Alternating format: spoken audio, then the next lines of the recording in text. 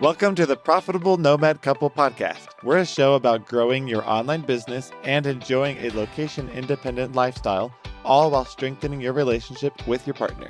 We are Austin and Monica, a husband and wife duo who run our business remotely so that we can travel the world in constant search for adventure, good food, and new friends. We are here to share practical tips and tricks to help and encourage you wherever you may be on your digital nomad journey. All right, let's dive in. All right, you guys, welcome back to another episode. I am super excited about this episode because we have a special announcement. In 1 month, Austin and I are launching a course to help you start your online business and start your digital nomad journey. And we are super excited to be sharing just a little tiny bit today of what we are going to be sharing way more in depth in the course. Even better news than this course coming out at all is the fact that when we launch this course initially, it will be a beta launch, which means you can get an incredible discount. So keep an eye out for that. We are going to link the waitlist for this course in the description below. So check that out if you are interested to find out what the discount is going to be. It's about 1 month from the day that this podcast is live, which is December 7th. So if you're listening to this a little bit later, make sure you definitely jump on the wait list if you are listening to it before January. Okay, so what is the topic today? Today we want to talk about some business basics. And we're talking about this because we have a whole module on this in our course. We do want to give a little disclaimer. There are entire college degrees and master's degrees around business. There is a ton to know about business. And by no stretch of the imagination are we going to cover everything you need to know in this short episode. But what we are going to do in this episode is we're going to give you some steps that will help you start your online business. And then you can take the tips and suggestions that we give you today, and you can go research those a little bit deeper. You can definitely go look into our course, because in our course, we are going to dive into each of these topics in more depth, but specifically for digital nomads and online businesses. So just use this as a springboard to start your business education. Yeah, so think of this as a general overview for starting and growing your online business. And there are 7 steps that we've outlined for you today, starting with coming up with a good business idea. This is where it all starts because, you have to have an idea to build from. You need to start with some idea of what you want to build a business around. What are you going to be offering? Are you going to be selling products? Are you going to be offering a service? Are you going to be a web designer or a photographer? Or are you going to be making little trinkets that you sell? It all starts with the idea that you want. And this is one of the most exciting, fun parts because you just get to have fun. You get to throw out all these different ideas, be creative, explore your hobbies and interests and your skills, your past experience.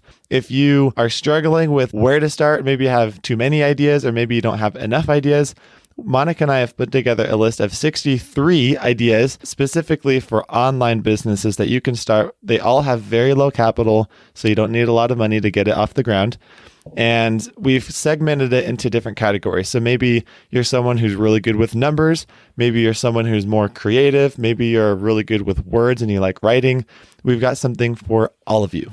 And these are all businesses you can start while traveling the world, which I believe, if you're listening to this podcast, is the ultimate goal, right? You'll be able to find that linked in the description below.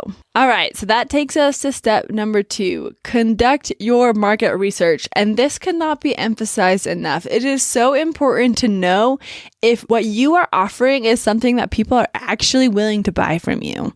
So, Austin, how do you conduct market research? Yes. You can conduct market research by, first of all, just talk to people, talk to friends and family, talk to people you know who you feel might be interested in this business idea you have, and ask them, is this something you would pay for? Is this something you need? A lot of times you will find that the business idea that you have, maybe your friends and family aren't your target audience. And so luckily we live in a day and age where we have the internet. So you can go online to so many places. You can go to Facebook groups. You can go to different chat boards. You can go to Reddit is actually a really good place to find conversations happening around stuff like this.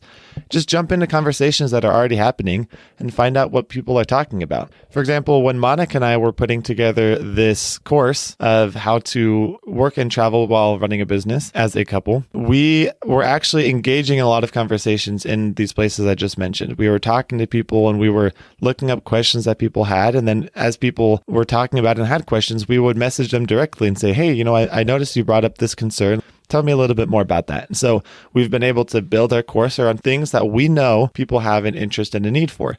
So if you build your business this way and do this research before you get too far into this idea, you'll know that it's a good idea that you have that you can build a business around. Yeah, and it also helps you build an audience of people who do want your services, who are excited about your business, and who can kind of rally behind you. You also want to take a look at any competition you might already have. So we live in a day and age where there are tons of people online, which is fantastic. And there will be, more than likely, there's going to be competition. So don't be scared. That's totally fine. There is plenty of clients and there's plenty of money to be made online. There's enough to go around. But you do want to look at your competition. You want to look at how much. You want to look at what they are doing to be successful. You want to look at how much they're charging. You want to take in all of these factors so that you know going forward about how much you can charge. You want to know what your competition is like and what you need to do to stand out and be unique from them.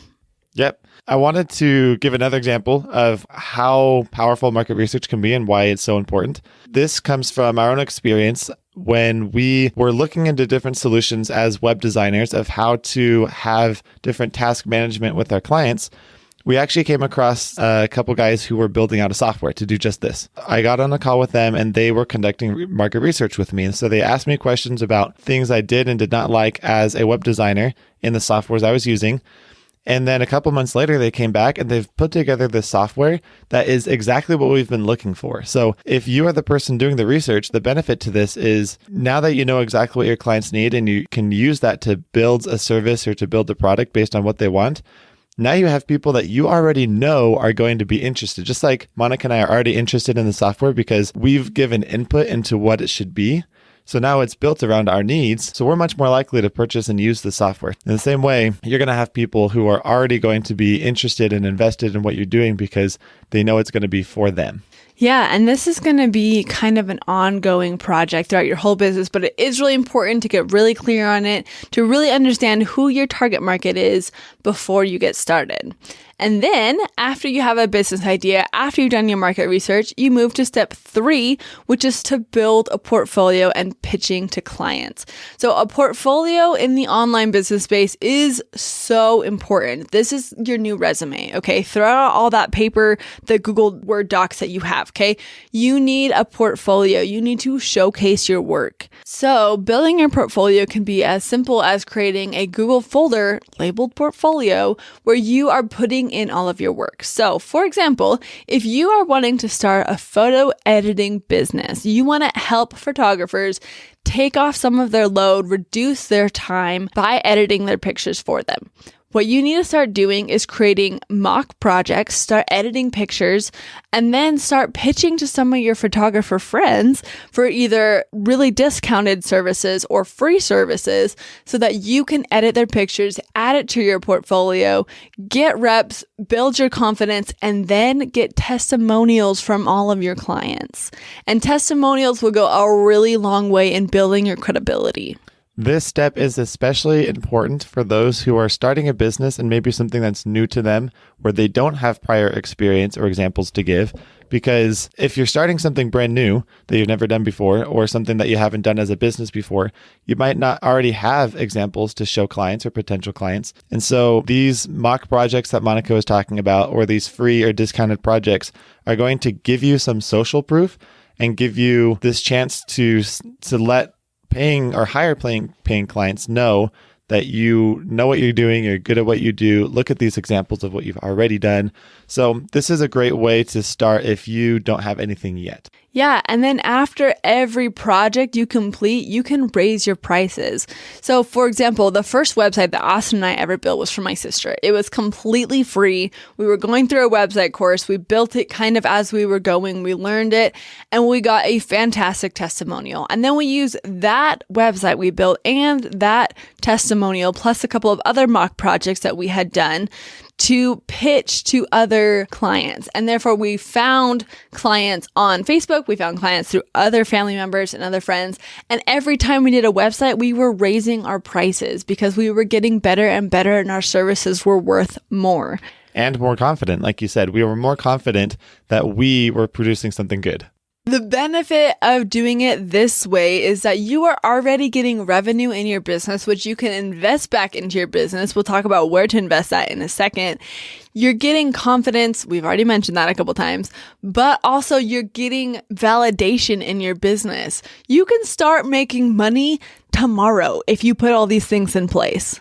So this money that you are going to start collecting as you do cheap projects and start increasing the price little by little, you can use to start making your business official. And this is our fourth step.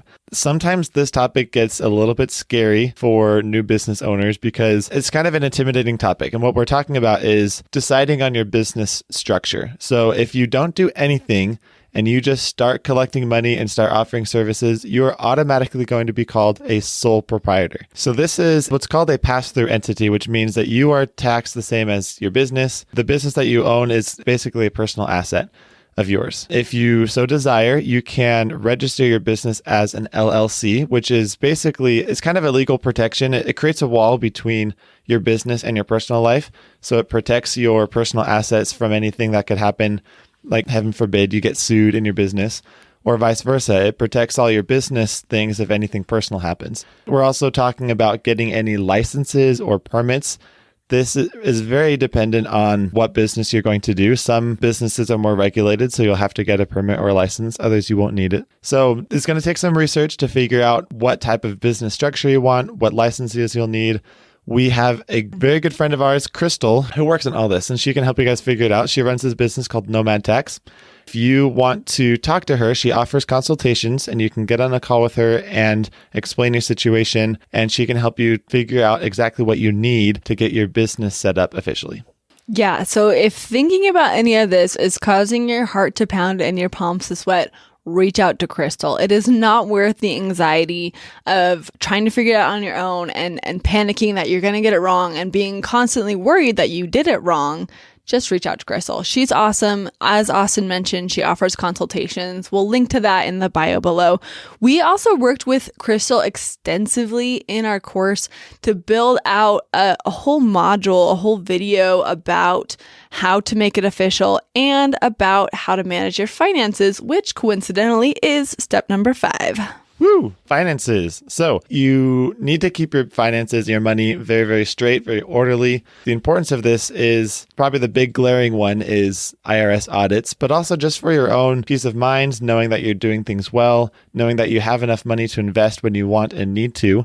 Our biggest tip for this is to open up a business bank account so that you can keep your personal money and your business money separate. This is extremely important. It's going to help keep everything organized and clean.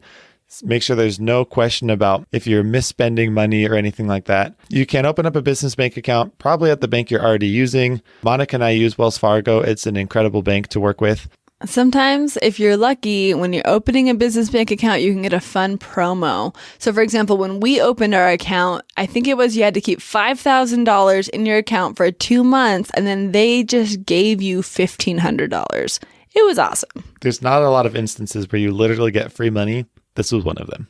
Another thing you can do is open up a business credit card. This might take a little bit of time of having been in business for a little bit to build some credit, build some credibility in your business. But eventually you'll be able to apply for a business credit card, which then you can use to make purchases and then build up. You can get points, just like a personal credit card. You can get points, which you can then spend on different things. All of this is super important for your finances, for your taxes, and for your ability to reinvest in your business, which will help you grow and scale in the future. It's really, really, really important that you are saving money in your business to pay the bills, things like softwares and platforms, your computers if you ever need an update, and then also to reinvest in coaching and courses.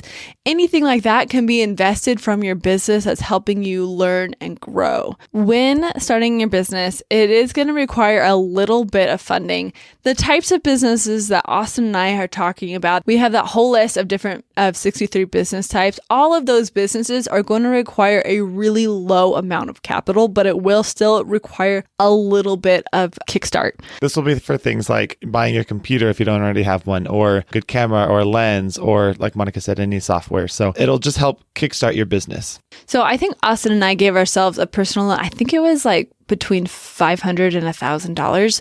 And that was for the course we invested in and for a couple of different software things. And that's it. And then once we made that money back, we paid back our personal loan from ourselves. And then we started immediately investing in our business and saving about 20% of all income for taxes. Again, if the word taxes is giving you heart palpitations, please reach out to Crystal. I can't stress it enough. She is so cool. She is so good at explaining taxes, and she is so good at helping you overcome these different obstacles and getting the most bang for your buck as far as taxes and business setups go. Again, in our course, we have a whole module about business, and we interview Crystal and we talk with her for about an hour, and we talk all about taxes. We talk about quarterly taxes, what the heck those are, and how and when to pay them and how much, how to figure it out.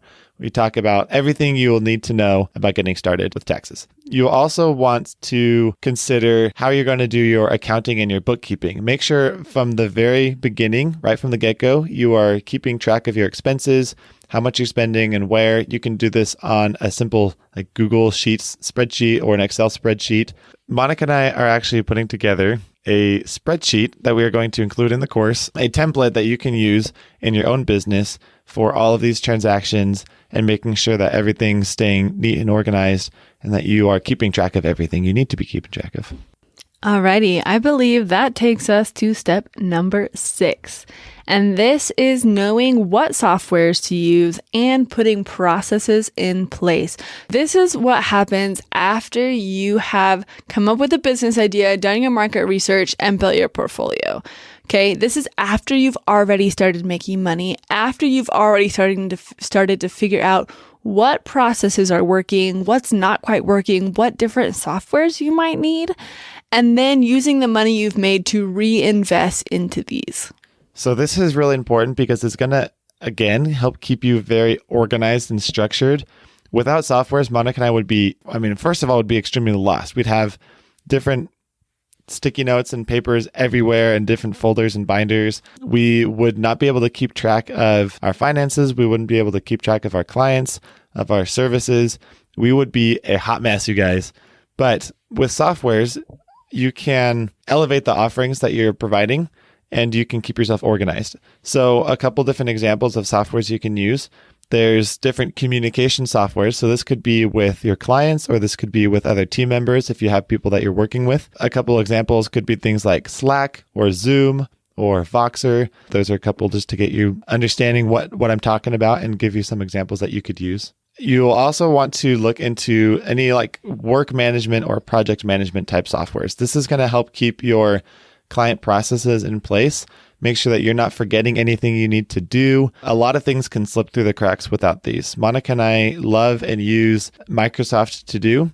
We've also used things like Asana, ClickUp, Trello. Using your Google Calendar to keep track of your schedule and appointments that you might have is really, really important. Client management softwares, this is making sure that invoices are paid, that you're keeping track of which clients you're working with, where they are in your process. The ones that come to mind are Honeybook and Dubsado. And then different financial softwares. This is, again, for invoicing, getting paid, credit card transactions, bank transfers. This would be things like Dubsado. We've used Wave accounting. You can use QuickBooks. So those are just a few examples of softwares that you might be needing, things to consider. It's very personalized based on the business that you're running, what you're going to need. And a lot of these that I've mentioned have free